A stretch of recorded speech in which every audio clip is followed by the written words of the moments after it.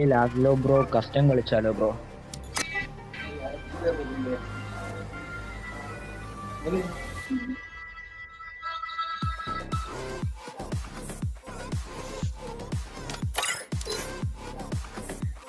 ഓ 1v3 ഇവനാ custom create ആക്കുന്നുണ്ട്.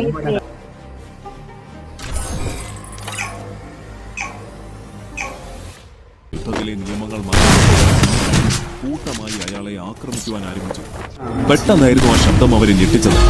എന്നാൽ ശബ്ദത്തെക്കാൾ ഉപരി ആ കാഴ്ച അവരെ ഭയപ്പെടുത്തി.